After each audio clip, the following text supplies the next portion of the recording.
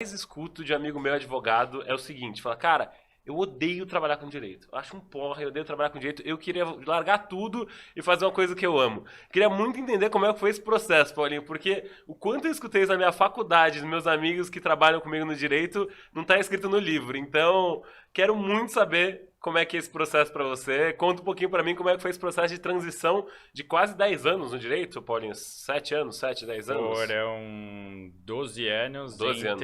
entre estágio, entre faculdade e como advogado também. Como advogado acho que foram 7, 8 anos. E foi um processo longo, né? Esse processo ele já começa antes de eu aplicar para o direito, assim. Eu Caramba.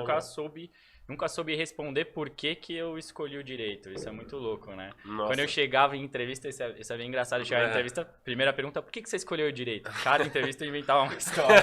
Cada entrevista era uma história Eu diferente. gosto de ler, E nossa. o pior é que eu não tinha nem a desculpa de falar meu pai, minha mãe é advogado, tá? Porque eu fui o primeiro advogado da família. Não Caramba. tinha nem o exemplo da minha família. Não tinha isso.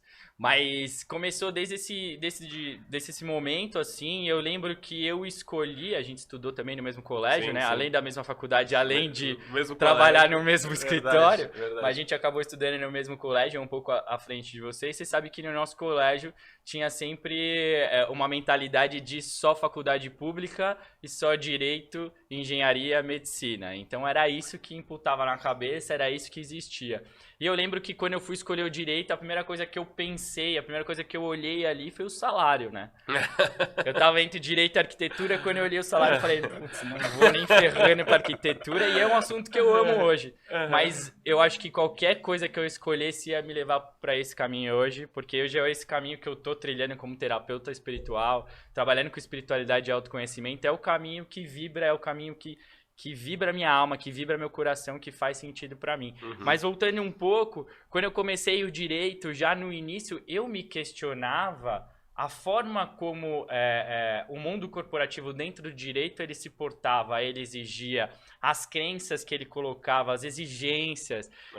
Então, como a gente estava até conversando um pouco antes de entrar aqui, né, ao vivo, se você saísse no seu horário era algo errado, né? Exatamente. Seja como estagiário, seja como Diretor, advogado ali, e tudo sócio. mais, né? Quantas vezes a gente não trabalhou de final de semana, quantas vezes a gente abdicou de um monte de coisa. Então, eu acho que mesmo que tivesse alguma paixão por trás ali do direito, e eu creio que tem uma paixão, eu gosto de falar sobre o direito, eu gosto de entender o direito, eu gosto de entender como funciona, eu gostava muito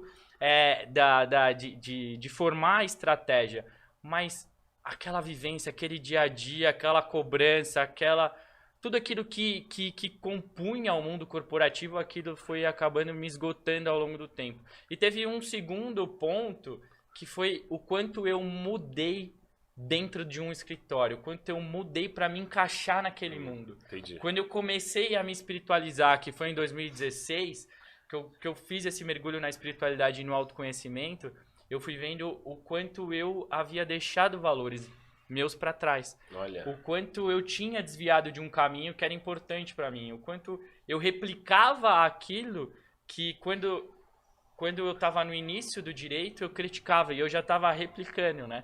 Então, o sonho do oprimido é se tornar o opressor. Então, eu já estava no meio daquela dinâmica toda.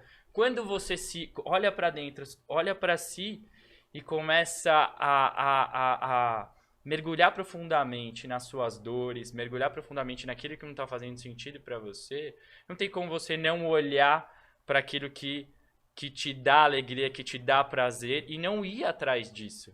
Então Legal. foi esse processo durante E qual que foi a gota d'água, assim, Paulinho? Você falou, cara, chega, que tem aqueles memes da internet aqui. Chega, eu não quero mais isso aqui. Aí a pessoa, não, deixa eu Não arrumar vou- isso aqui, eu preciso desse emprego. Foi exatamente isso, assim, eu tava no meu último escritório e já tava decidido que no ano que vem, era 2018, no ano de 2019 eu ia fazer uma mudança, né? E aí eu acabei indo para uma terapia espiritual. Olha.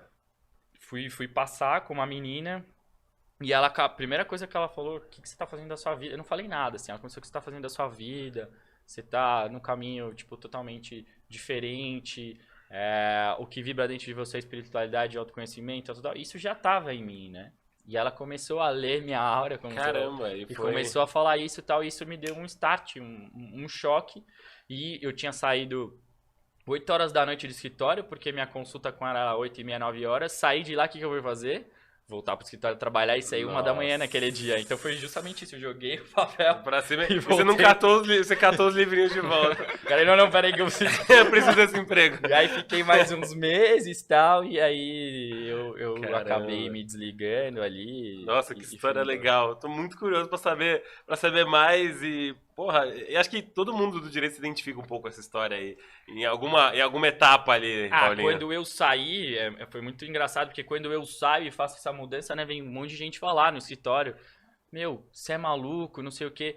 Aí a primeira coisa que a pessoa fala é, você é maluco, aí dá 3 segundos ela, putz, eu queria ter a coragem de fazer o que você tá fazendo. Então é um verdade. pouco disso, falta um pouco de loucura na gente. Das né? pessoas, a gente fica pensando tanto, poxa, vou fazer, não vou fazer. Fica esperando o momento Certo. certo, Tem uma luz perfeito pra divina. tudo e não vai existir. É. Tem que ter ação, tem que ir pra frente, tem que mudar, se jogar, senão não dá certo.